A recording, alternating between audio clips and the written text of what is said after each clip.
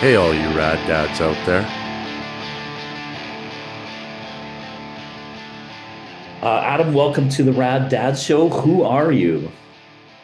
Thank you, sir. I am Adam Go Gomez from the Dickies. I've been drumming for 25 years now, since it's New Year's Day now, so it's been 25 years. Happy New Year, by the way. And I also drum for other friends' bands when they need me, like Adolescents and DI, which are bands from SoCal. CJ Ramon, the very seldom times that he needs me.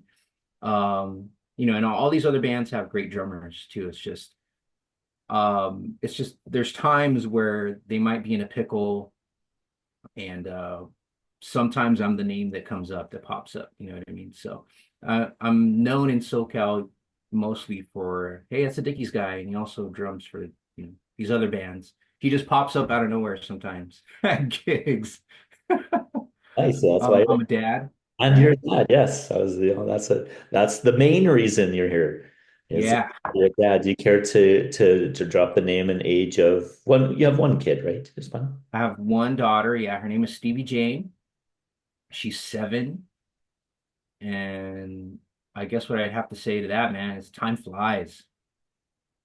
Time flies when once you start, you know, dadism, parent life, time starts flying, man. I agree. I did an interview yesterday, and it was the same thing that we kind of. It sounds kind of cliche, but it does. Like I have between my partner and I, we have 3 kids.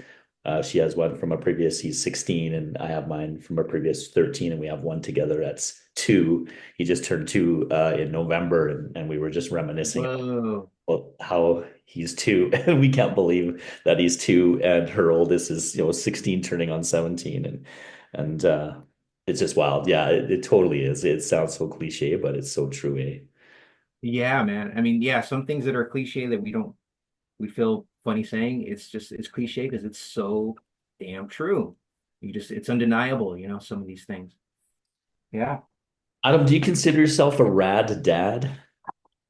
Um, yeah, I do in my eyes, yeah. And you know what? I think at the age of my daughter is, I'm kind of rad to her right now. I've only got I've probably only got a couple years left of that. Or maybe even a year. I don't know. We'll see, dude. We'll see. But I think from what I understand, that's how it goes, right? I mean, you have how old is your I guess within the three, the middle one, how old is that one? Yeah, that's mine from my previous relationship. He's 13. Yeah, just 13. Yeah. So how is that going for you?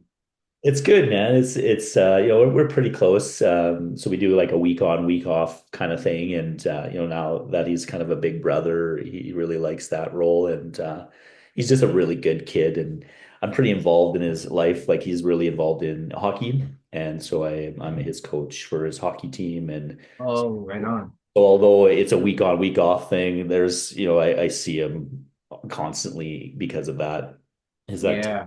stuff like that. And yeah, I'm waiting for that kind of you can kind of see some of the attitude a little bit. Sure.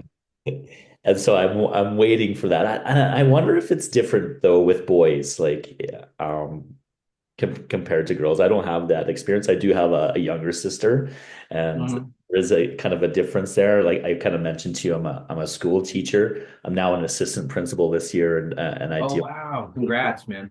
Wow. All right. I deal with grade 8 students at my school, and so there is a difference between the girls and the guys, and so I wonder, you say it's you're rad to her now. What are you afraid that it's going to change, or do you think it's going to change? I'm a little bit afraid, but I just feel like that's going to be a part of life, dude. So I'm not that scared. I'm just a little bit I guess the scared part is I'm scared of how that's going to play out, like how that's going to, in which way it will manifest. You know what I mean? Because there's so many possibilities, right? Um, for me, even though I'm a boy, once I hit adolescence, man, I got into so much trouble. I was the typical punk rock kid that, you know, I I'll put it this way. Once I turned about 18, and by the way, I didn't wear suspenders and a bow tie and comb my hair nicely, even though my hair is not combed nicely now. But um, I once I turned 18, I told myself, you know what? I can go to prison now. I can go to jail now. So I better stop doing what I've been doing. So that kind of tells you in general what kind of trouble I was getting in as a punk rock teenager kid here in SoCal. So hopefully I'm pretty sure things won't turn out that way for my daughter. Because it tends to seem more typical with boys that way. Um, but back to your question when you're you're wondering about whether it's different for boys or girls. I would think it is. As far as them seeing their parents as cool or not, or how they'll maybe act out, when they get adolescent years.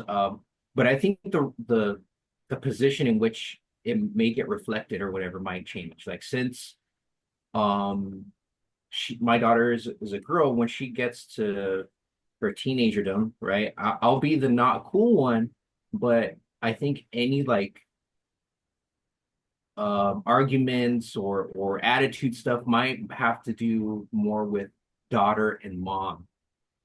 I think, you know what I mean? I'm just taking a guess, and I'm sure even if I'm right in this instance, I'm sure it doesn't happen all the time, but I'm gonna take a guess that in general, that's how it goes, and that's how it's gonna go. And if I had a son, then I would be the one that was gonna get into all the big misunderstandings and all that stuff.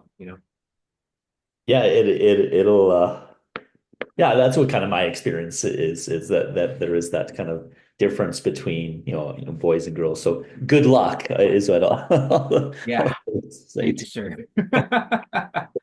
And you. on that topic, real quick, with the dad having a daughter, I've had other friends that once they found out that them and their spouse were pregnant and they were having a girl, excuse me, I've had a couple of guy friends freak out because they're thinking about, keeping the boys away and all that more, adolescent into grown-up situation. And I tell them, dude, don't, you're doing this to yourself, bro. Like, choose not to do that. You've got, 11, maybe 11 years before you have to deal with that. Because I I played devil's advocate with myself for a second, and I didn't like it. So I'm like, I don't need to do that. I don't need to put my mind there and try and worry about it now. I'll wait. You know. That's good. But That's good advice. Definitely. Here's a question. We'll kind of be jumping around, but on that kind of note, then, did you have any fears about becoming a dad? yeah, I mean, it's scary as hell for me. I mean, I still feel like I'm a teenager in my brain. You know what I'm saying? My body tells me otherwise, but so yeah, I still feel like a kind of like a kid, dude, and my wife reminds me here and there. So with that being said, yeah, it's scary as hell. Maybe not to every guy or every dad, but um I was super worried, super scared, and I'm glad because I think that's a part of nature and part of the human condition that helps keep babies alive, right? When they're born. I guess there's a reason for that, you know. Totally. But Yeah. There's got to be a biological reason. Yeah. I was scared as well, so these are, the questions we ask in these or we have this little bit of a script, and they're just questions that I kind of had or wondered what other people thought of. And that was one too. Like I was totally afraid and mm, still am sometimes too. But right. you kind of mentioned that you're kind of like a teenager up here. Explain that because I'm like that too. Like why do you feel that way? I guess the best way I can explain it is um when like even right now, I'm 42, but if I sat down right now thinking of a 42-year-old man, it's not me.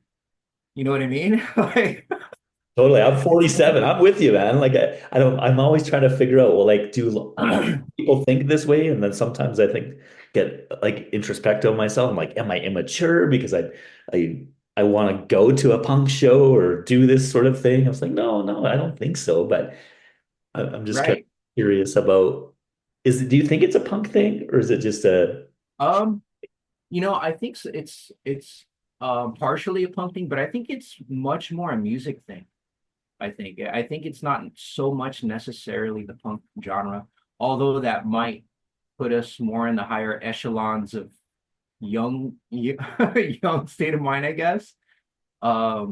Because honestly, I really do believe that punk is for the youth. And, I'm 42, we're in our 40s. We're technically over the hill, right? I mean, I haven't got an over the hill birthday card yet, but I should have on my 40th. Those ones that are darker colored, black, and they have, uh, they have like, black balloons on them or whatever. Um, but I really believe punk is for the youth, and I think that's for a reason.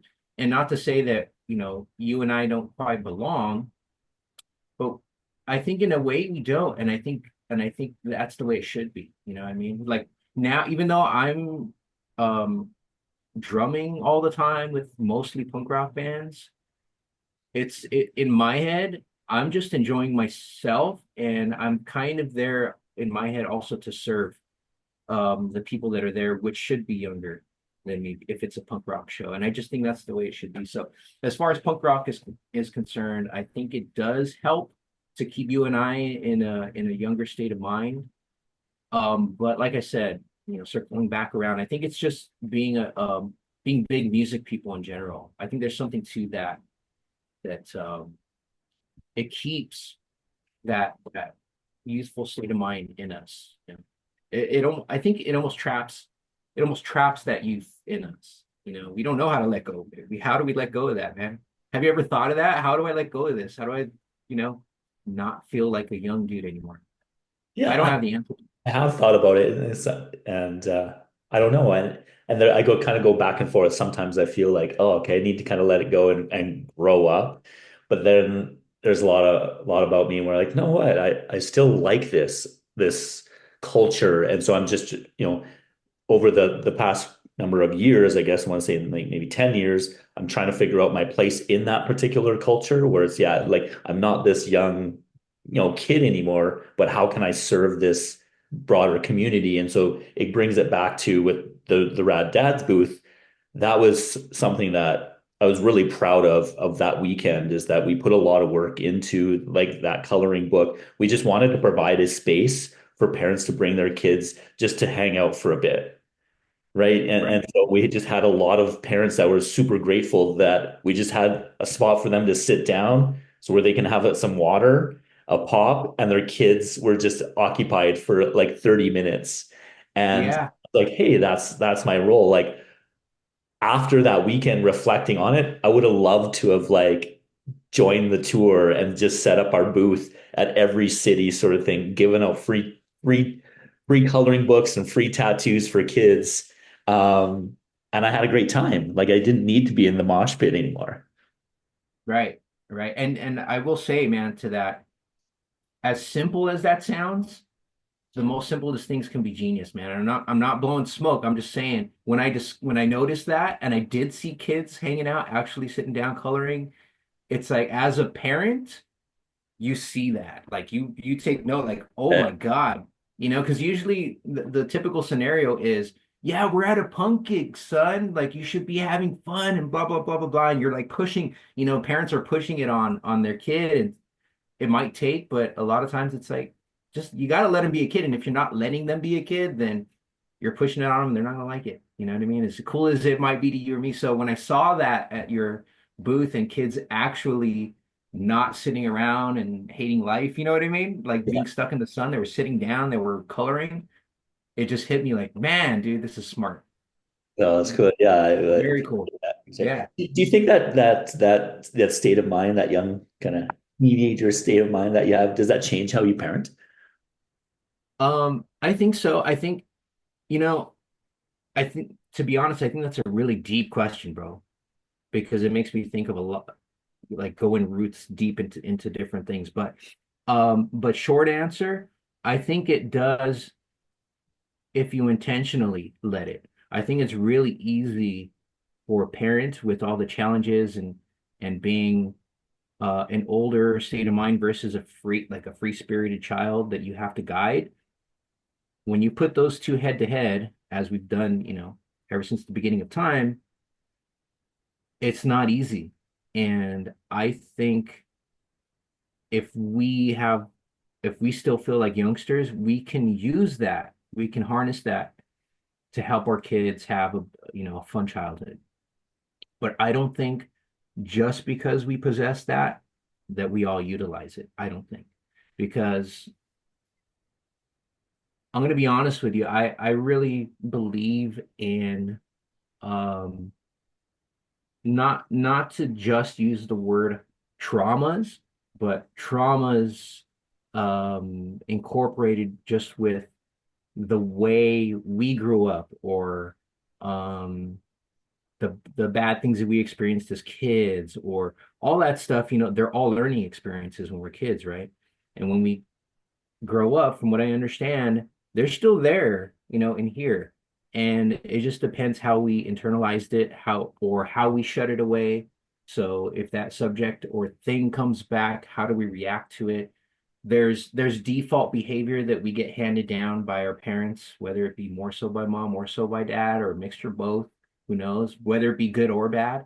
And I think it's really easy for a dad or mom to go into default when we're stressed, right? When we're challenged by something we don't have the answer to, or something we need our kids to do that they just will not do. And we can't even articulate a good way for them to understand why they need to do it, right? Parents just send them because they said so. You know what I mean? It always comes down to that. And it's like, I get it, but I try absolutely my absolute best not to have to do that, because I don't know, just because, man, I just don't think it's the right way, right? Um, so with that being said, I can be super youthful, cool guy, but then if in those situations I can't stop and think, hey, I need to remember what it's like to be that tall, to be looking up at a large person like that, telling me what to do. If I can utilize that power, because I think it is an advantage that we have. If I can't utilize it, if I don't choose to utilize it, it'll never be used. It'll never be used for good. Mm. So to answer your question, yes, but if we choose to use it, Right. right? Okay, well, like along that lines, then, what do you think makes one a rad dad? So you're a self-proclaimed rad dad, which I think is rad, because that's kind of the idea here, is that one of the things when I first kind of started the podcast, selfishly, it was to talk to people that I thought, were in bands and stuff like that. And so it was kind of a bit selfish in that sense, but I also wanted to get their perspective on parenting, but also ties into what we do with Rad Dads, is to empower dads and try to dispel the myth of like this deadbeat dad kind of idea. And that's kind of what we do. And being proud of, being a father. Like there's so many figures on like, TV and stuff where they paint the dad as being, the bumbling idiot. And Right. look at The Simpsons, for example, a show that's been Right. on for 30 plus years.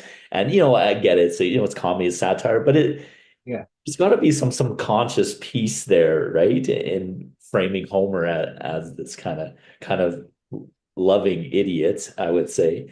Um, what makes one a rad dad? Like what are some of the traits, do you think? Um, I think some of the traits, and I'm gonna since I think I'm a rad dad, I'm gonna pull it all from my traits. Good. Yes, that's I'm exactly kidding, but one. kind of. Okay, so I think one of the few attributes that are super important, and I touched on it already, but I want to, bold face it, is um being able to remember and put yourself in the position of being a small person looking up to big people. And and sometimes you just have to, not even, well, I mean, if you can ponder, but sometimes you just have to realize, especially in the tough times, with discipline or guiding your kid, your small child, is um they're just a small person, man. They're just like a little, they're just a little person that in the long and short, they just want to play, dude. So if you can just remember, they're just a small little person. They just want to play. They just want to have fun.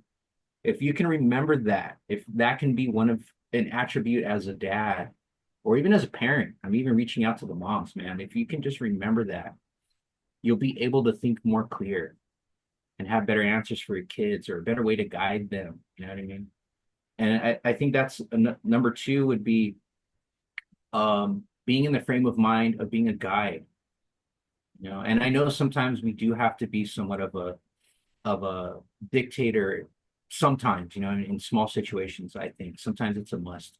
Not that I like that, but I think that's sometimes it has to be necessary. And that sounds super not punk rock, but not everything about being a parent is punk rock. Like I said, punk is for the youth, not for not for us.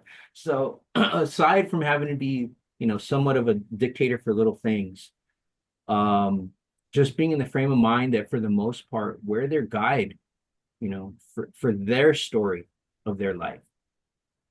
That we can easily think of our kids as the story of our lives, which of course they are, but that never really includes how important their worldview is and their experience. You know what I mean? So if we can be in that frame of mind of I'm their guide, you know what I mean? I think that's really important. That's a good attribute because that'll help you think in different ways when you have to correct a kid or, have a talk to them about something, stuff. And I don't know if I'm coming off too, easy or as a dismissive parent, because I'm not. I think that doesn't work for kids. It might work for parents. And I think it seems to work in the short run, being very dismissive, but I don't think that works. I think in the long run, that's damaging to a kid's psyche. Here's an example, and I know I'm ranting a little bit on this one, but a quick example is giving your kid everything that they want, right? That's a form of being dismissive, and there's different reasons why. We can give our kid everything they want because every time they ask for something, we might be like, oh, we can't do that, or we can't get that right now.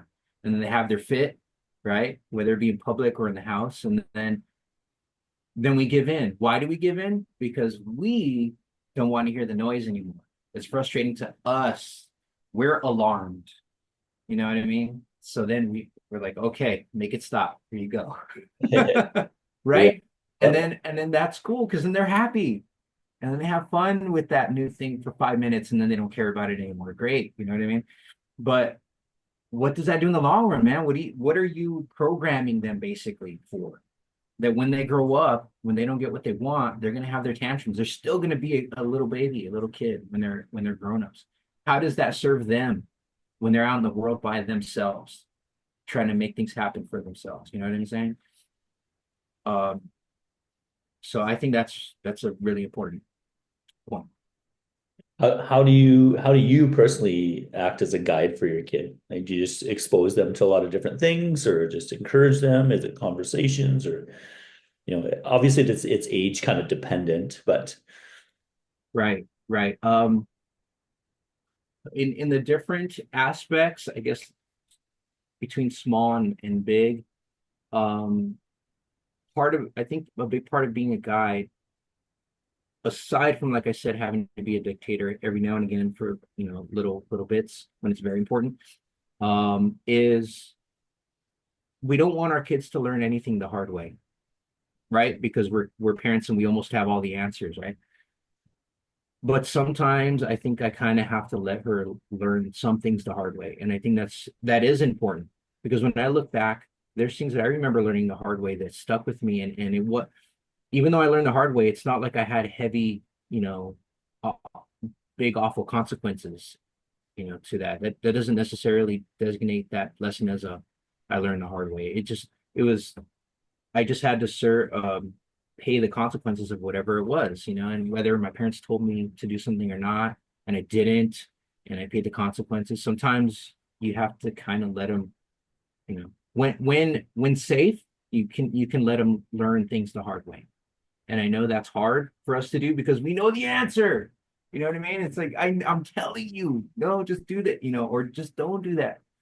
And I know that's hard, man. And I never thought of this stuff until I became a dad, until she started, walking around and making her decisions. But that would be one aspect of it as being a guide is even though the answer to that is wrong and she's going to do something and mess up or something like that, and you can kind of give her or him a little warning or a little, hey, I'm here and I'm letting you know. Sometimes it's best to just do that and then see what decision they make, which most likely they're going to make the wrong one because they're a tiny child, and then just let them learn, man. You know what I mean? Totally. So I think that's one of the ways. Totally get that. Obviously being in education and being a teacher and around kids for 20 plus years of my life in that aspect, I totally see that. Right. And right now in my new role as administrator, it's interesting to where you see the parents that get that and they're like, yep, they did this, there's a consequence to their action. But then on the flip side, you have parents who are like, oh, my Johnny can do no wrong. And so it's battling, in my role is battling that parent where it's like, okay, well, I'm not the bad guy here.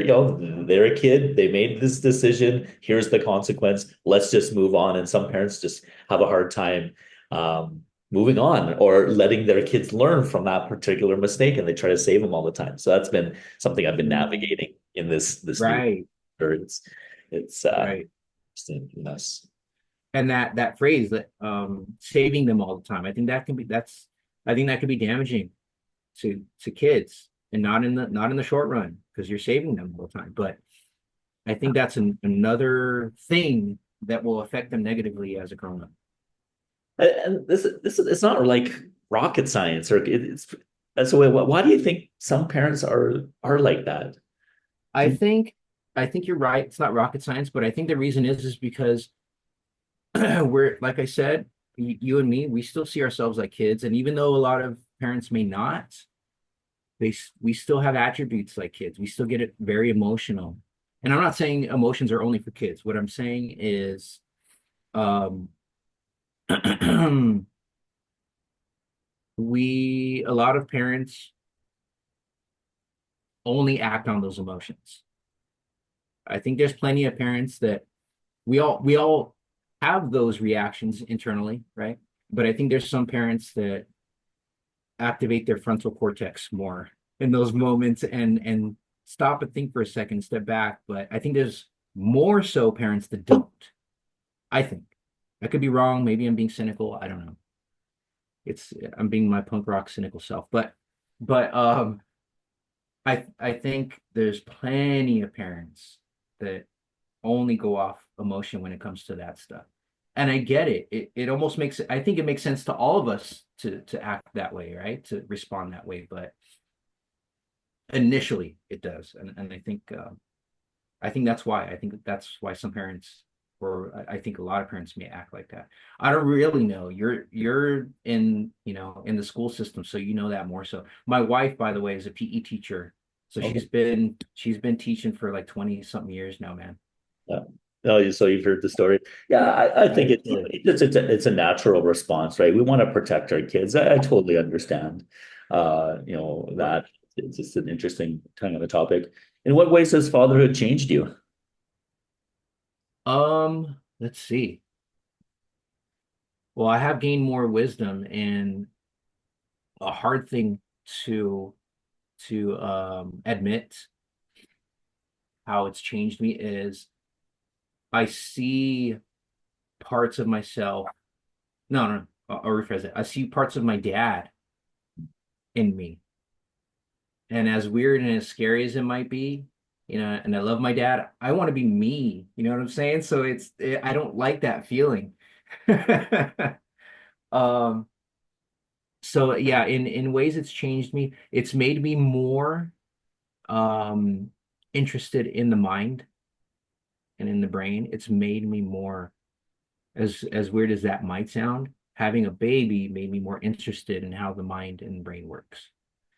Um, and I think that might just be that might come from just the need and the hope that I can continue to understand her in her, small years, so I can help and be the guide and not be a crappy dad. You know what I mean? So I think that's where it comes from. And a fear um of being a crappy dad and not even knowing it. I think that's the ultimate fear as a dad, right? Right?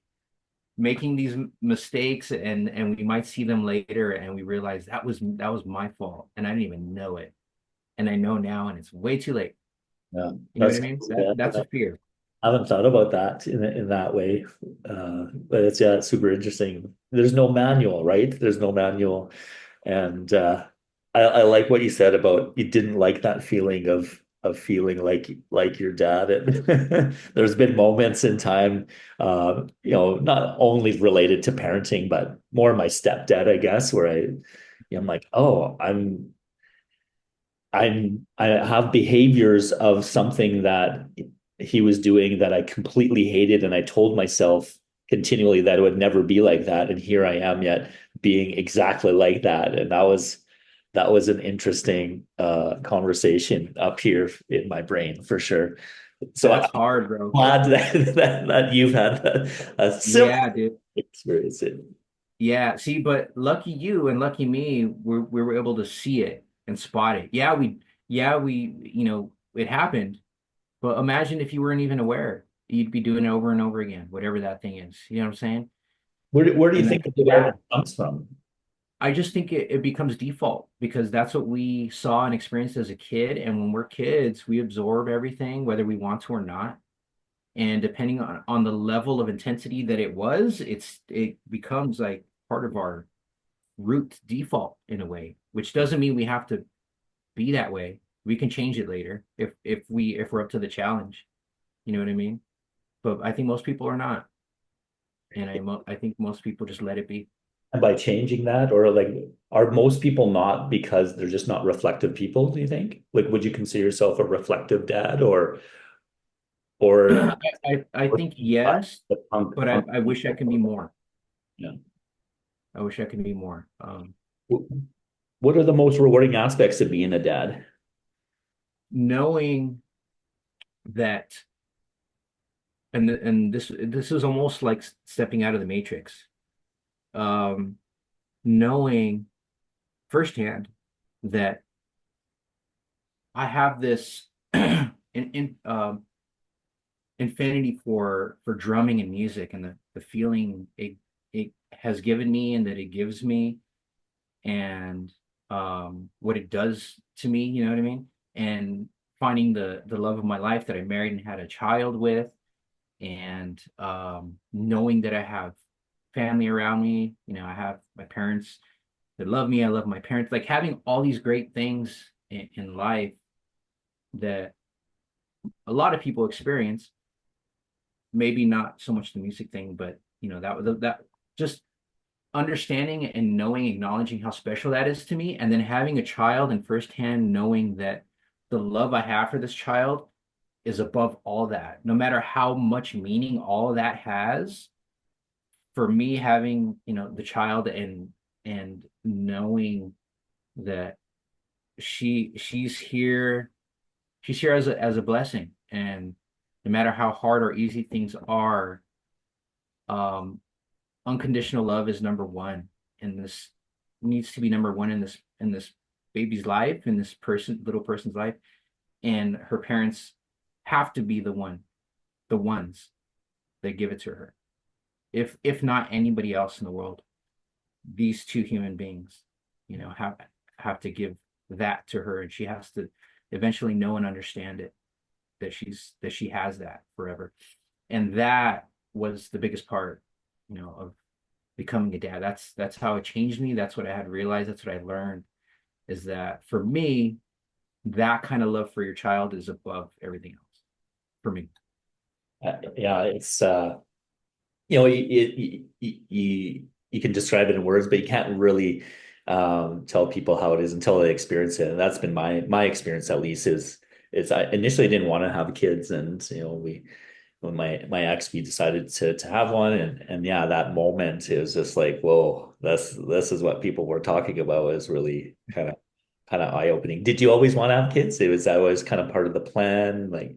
I was on the fence, but I also had like, yeah, in my head I'd be like, wow, if I met the right woman, and we got married, yeah, that would be part of our plan. But I was always on the fence because I'm like, I don't know if I ever will meet that person. And if I don't, I'm not going to, as far as I knew it in my young life, I'm not gonna regret not like like go out of my way to find a partner just to have a kid. That was not, I'm furthest away from that idea. Same with getting married, you know what I mean? If I didn't find the right person, then I wouldn't, I guess, regret not being married, or I wouldn't go get married just because I felt I had to get married. It's more of, with the child situation or being a dad, it's like it was in the plan as long as things were, right. Like I said, if I found the right woman, we got married, then yeah, that's part of the plan. And we actually tried for a couple of years before it happened. We had a battle. We Yeah, had to battle. Yeah. I've had, And yeah, a few friends kind of experience that. It's tough, especially if you're trying and it takes that long time. So yeah. yeah, yeah, man. And lucky us, we started the IVF process, right? To pay the big money to do all that stuff. And the day before our official appointment to where we're going to drop 10 grand or something like that, the day before, literally the day before, I come home from work and my wife's like, look at this test. Oh wow, Like, good. Wild, yeah. You're like, yes, crazy. $1,000 saved. Let's get the new drum set. Yeah, new drum set. There you go. Congrats. That's great. Oh, that's a good story. We always ask that, a large majority of our guests on the show are, touring musicians. And so, were you kind of cognizant of that, or did you not really think about it, like in terms of you being away and that stuff? So I guess what I'm trying to ask is, how do you kind of deal with that, and how do you navigate being away from Mm. being a touring musician and being a parent? Yeah, in the beginning, that scared me because it's like, how do I do this um for it to be not damaging to the world around me, right? With bringing a child into the world. So that scared me. But at the same time, I didn't know what to do, really. A lot of times dads or moms or what have you will just quit. You know what I mean? And that might be due to factors that were already weighing on them before. And that was just the straw, you know, the last straw. And they're like, okay, I'm done. But um for me, I'm like, I went into almost a default mode, like, okay, I need to keep going, but as I'm going, let's figure it out. So um like I did then and I still do now, um I say no sometimes to gigs and to tours. Because it's just, given the situation at that point in time, it's just the smart thing to do to do, because I might be missing something very important in my daughter's life, that for a dad or a parent might not seem that important because we already lived it. We already went through it. We're grown-ups now, but um there's things, sometimes I'll say no at a gig or a tour because I already know that it's going to be on a day that something important's going on at school or something like that, or Halloween. I've been turning down Halloween for years, and as weird as that is, playing in the Dickies and not playing a Halloween show, with our Killer Clown song. Um, there, I just Halloween is hands off because, at least for now, as my daughter is in her little childhood years, that's one of the fun, important things that she can have memories of. Not memories of, oh yeah, yeah, I remember going to Halloween. Yeah, no, my dad wasn't there. Oh, when I was 8, no, he wasn't there either. Oh, when I was no, he wasn't. No, I don't really remember doing it Halloweens with my dad. As as damaging as that might not be, it's not so much that I think it would be damaging. It's just I think it might be a sense of, that stuff can add up in a person's mind when you grow up and you look back. And I don't want to do that to her. You know what I'm saying? That's one of the things. So um when she was born, well, within the few weeks that she was going to be born, which we weren't, obviously you're not always certain, right? They always give you a date, right? And you're like, okay, well, you want to believe them, but you're like, it might happen a week early or 2 weeks late. Who knows? I think I was like 2.5 weeks late. Um, I kind of let the Dickies know, and we were kind of busy too at the time doing local gigs and stuff. And I think a whiskey show popped up the week that she was due, and I told Leonard and Stan, I said I can say yes now, but if I'm driving to the gig the night of the gig, and I'm even parking, and I get a text, I'm turning right back around. I'm going straight back home, dude, and that's like an hour away from the whiskey, in Hollywood. So I go, book it how you please. I'm just saying that's my position. That's the way I'm going to go. If you guys decide to reschedule or cancel it or even go with it or get a sub, I'm always happy when if I have to say no to something and they have, a sub, which is Darren Pfeiffer. He used to play for Goldfinger. Oh yeah. I think he's got a Canadian dual citizenship. I'm pretty sure. I forget. But Does he also play in punk rock karaoke? yes. Yeah. Yes, Derek Pfeiffer. He's the brother, man. I love that guy. He's such a big teddy bear, man. He's just such a cool dude. But he subs when I can. He subs for the Dickies. He's the guy. So I'm always happy if I can't or have to say no to something that we have a sub because you know how that is, man. I mean, we get paid cash, we get paid money to play gigs. So imagine having to say no, knowing that these other grown-up guys can't get paid because you can't do something. That's a tough situation, man. Yeah, no, So I agree. Like a lot of my friends are musicians as well, and so and me being in my this cover band kind of thing, we played a number of gigs, and yeah, I remember I had to cancel them. So we try to do like around Christmas time, do like a Christmas party, Rad Dad's Christmas party where we would play, and we also try to do something on Father's Day, and it was a number of years ago. It was my son's birthday. He's December 2nd, and mm, it was just a lack of communication on my part, and I kind of booked the show thinking my kid would want to come and stuff, and he didn't want to come, and I right, had to tell the guys like, "Yo, I'm canceling it," and just yeah, that disappointment, right? And not the fact that we don't rely on the band for a living, but I get that. You're a team. You're truly a team, and right, a team only functions when all people are going forward. So yeah, could imagine having to say that, right? Because everyone's kind of relying on you for their. right. Oh, I get that. Right. And it can be kind of stressful because you don't know how the other bandmates might look at it. What I mean, even though we're all friends and we respect each other and all that stuff, you never know how band members could take it. You know what I mean? They might, someone might be, what? We can't play, this big festival because, Adam, Adam's 7-year-old daughter has a birthday party at some park. What is that? You know what I'm saying? Like you never know how they would take that. So it can be stressful, and having Darren there is a big lifesaver. It really is. Okay, last couple of questions here. Let's Yeah. switch from the parenting thing and talk about, what's new for you? What do you got going on? Do you have some goals this year? Or like what's the band, state of the band? Are you guys time for you to kind of plug your stuff?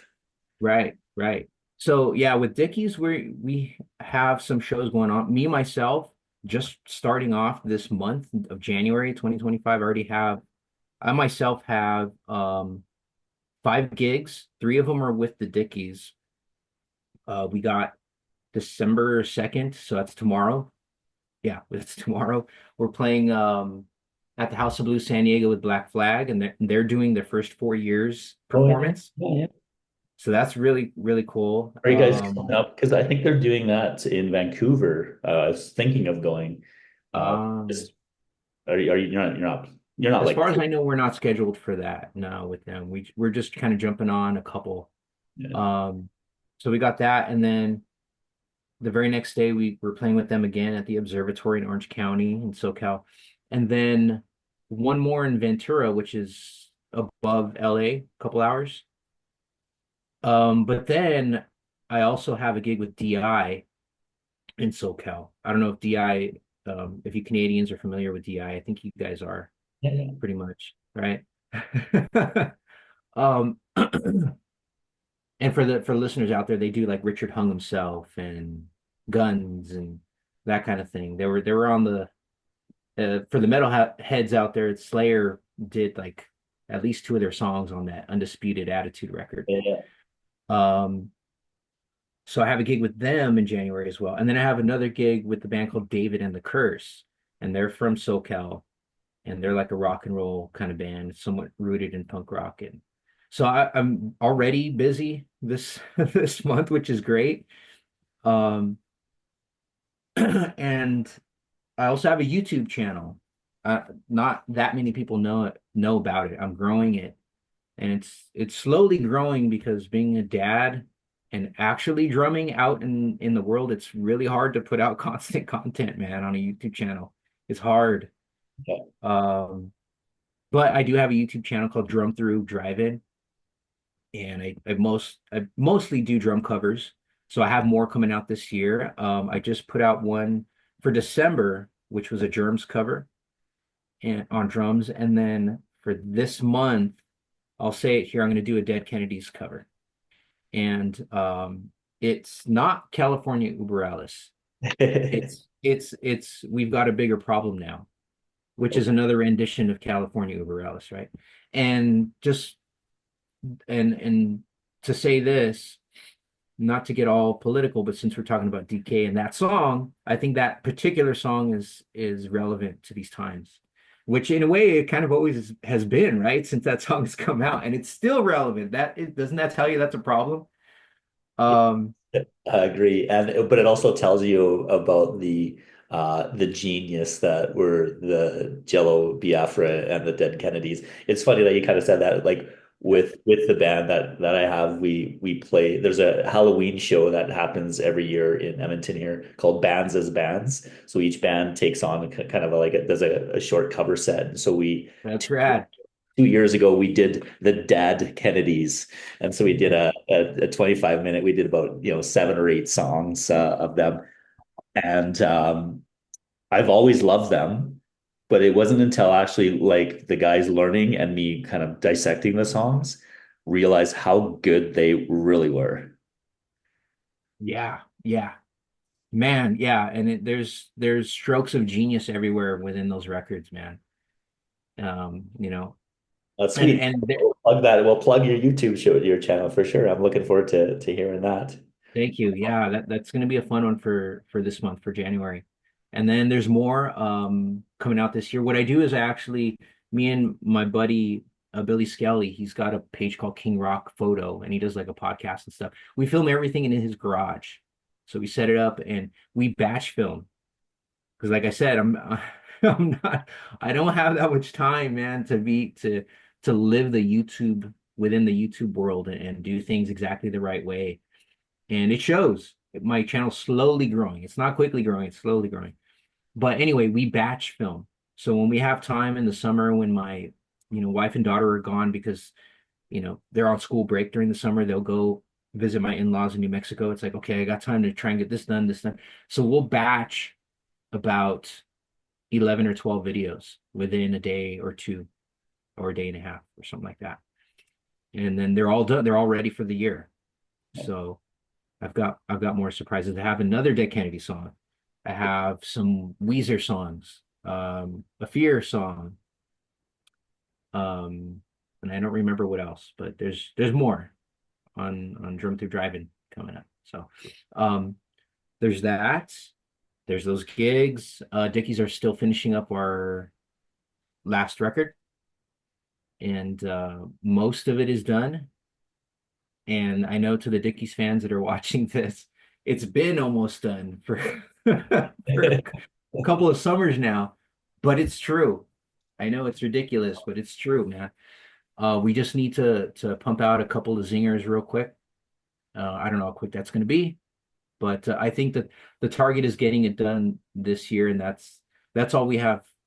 That's all we are allowed, basically. So it has to get done by either the summer or the end of 2025. It has to be ready and done. So Dickies fans, I assure you, we will be seeing you, in the UK and all that stuff very soon. Not this year, as far as I know, but we're gonna get the record done and finished up and all that.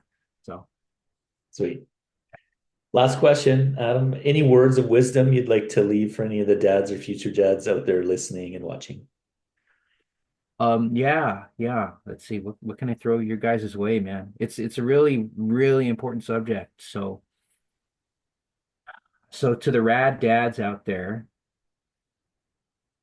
I would say never forget what it was like to be that small. Um, when you're stressed, when you're disciplining, when you're guiding, whatever it is, just don't forget what it's like to just be a little child, man, that just wants to play all the time. Because when it comes down to it, when they're acting up, when you're trying to get them to bed and they're out of the shower and they're running away from you, naked and laughing, and you're trying to get them dressed and you're getting stressed. It's like, you need to get to bed. They just want to play, man. They're not trying to piss you off. You know what I mean? Yeah, I will say this, as they're growing, they will press your buttons. They will. And and in a way they're doing it on purpose, but they don't understand what it's doing to you. They're just testing limits of the human psyche, right? They're learning. They're learning to see how things work, how other people work, how what things are really allowed and what things are not, right? So you just got to remember, man, they're just little kids that just want to play, man. So if you can remember that in the tough times, you'll be able to make better decisions parenting, I think. Awesome, man. We'll end it there.